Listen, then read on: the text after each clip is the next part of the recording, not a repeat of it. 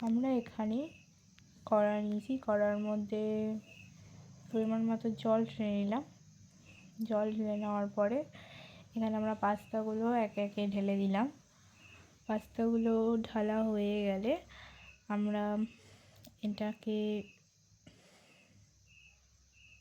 সুন্দর করে সেদ্ধ বসিয়ে দিলাম। এবার পাস্তাটা সেদ্ধ হয়ে গেলে আমরা এখানে কিছু ভেজিটেবলস নিয়েছি, যেমন ক্যাপসিকাম, পেঁয়াজ, আলু, লঙ্কা, এগুলোকে আমরা কেটে নিয়েছি। এবার এগুলো আমরা সাইডে রেখে দেবো। যে ভেজিটেবলসগুলো আমরা এখানে ইউজ করেছি দেখতেই পাচ্ছেন আপনারা। এবার আমরা একটা কড়া নেব। কড়ার মধ্যে যে পাস্তাটা সেদ্ধ বসানো ছিল ওটাকে আমরা সুন্দর করে সাইডে একটা পাত্রের মধ্যে ঢেলে নেব, যেটা ঠান্ডা জল দিয়ে পরিষ্কার করে ধুয়ে নিতে হবে। পাস্তাটা যখন ধোয়া হয়ে যাবে তখন খুন্তির সাহায্যে নেড়ে চেড়ে ওটাকে দেখে নেব। তারপর আমরা আবার একটা কড়া নেব। কড়া নিয়ে ওর মধ্যে আমরা সাদা তেল দিয়ে দেবো। এবার তেলটা যতক্ষণ না গরম হচ্ছে আমরা অপেক্ষা করব। তেলটা গরম হয়ে গেলে আমরা চেক করে নেব দিয়ে তেলটা গরম হয়ে গেছে। এবার ওর মধ্যে আমরা ভেজিটেবলসগুলো একে একে দিয়ে দেবো তেলটা গরম হয়ে যাওয়ার পরে।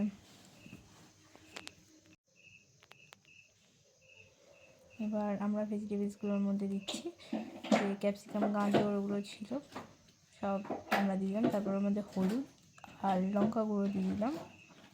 এবার দিয়ে ওটাকে ভাজা ভাজা করে নেব। এবার ওটা ভাজতে ভাজতে আমরা দেখবো, একটু অপেক্ষা করবো যে ওটা যতক্ষণ না ভাজা ভাজা হয়ে যাচ্ছে। আমরা নেড়ে চেড়ে দেখছি যে ওটা এখনও পুরোপুরি ভাজাভাজি হয়েছে নাকি। তা আমরা দেখছি যে এখন ওটা ভাজা হয়নি, তার মানে আমরা ওটার মধ্যে একটু নুন দিয়ে দিলাম। নুন দিয়ে ওটাকে আমরা ভালোভাবে নাড়াচাড়া করে নেব। নুনটা আপনারা পরিমাণ মতো দেবেন। যে আমরা ওটাকে সুন্দর করে নাড়াচাড়া করে নিচ্ছি যতক্ষণ না আলুটা একটু ভাজা ভাজা হয়ে যাচ্ছে।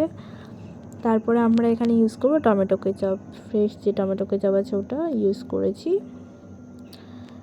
দিয়ে যেটা 15 টাকা দামের আর কি প্যাকেট, ওটা ইউজ করেছি। করে আমরা এই আলুটাকে ভালোভাবে ভাজা ভাজা করে নেব। ভাজা ভাজা হয়ে গেলে আলুটা আমরা চেক করবো যেটা ভাজা হয়েছে নাকি। আমরা ইউজ করব এখানে ম্যাগি মশলা, যেটা 5 টাকা দামের পাতা পাওয়া যায়, ওই ম্যাগি মশলা আমি ইউজ করেছি। আপনারা এটা অপশনাল, ইউজ করতেও পারেন বা নাও করতে পারেন। আমি টেস্ট আনার জন্য এটা ইউজ করেছি। এবার আমরা ওটাকে গ্রেভি মতো করে ওটাকে ভেজে নিচ্ছি সুন্দরভাবে।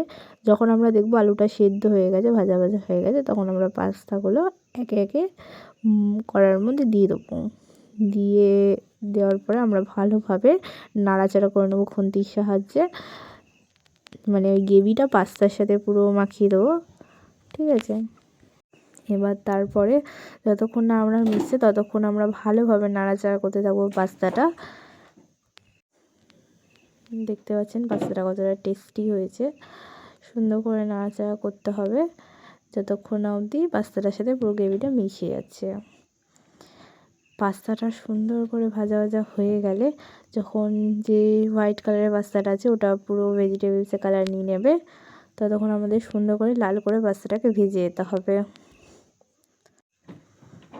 যতক্ষণ না ভাজা হচ্ছে ততক্ষণ আমাদের সুন্দর করে নাড়াচাড়া করে নিতে হবে। এবার আমরা ভালোভাবে দেখতে পাচ্ছি যে পাস্তাটা আমাদের প্রায় হয়ে গেছে। আমরা প্রায় 10 মিনিট ধরে নাড়াচাড়া করে নিয়েছি পাস্তাটাকে। আমাদের কি প্রায় হয়ে গেছে। তারপর আমাদের একটা সুন্দর বোলের মধ্যে নামিয়ে নিতে হবে পাস্তা, এবং সস দিয়ে সার্ভ করে দিতে হবে। তাহলেই রেডি আমাদের পাস্তা। পাস্তাটা সার্ভ করার পর একটা বোলের মধ্যে অনেকটাই সুন্দর দেখতে লাগছে। So tata.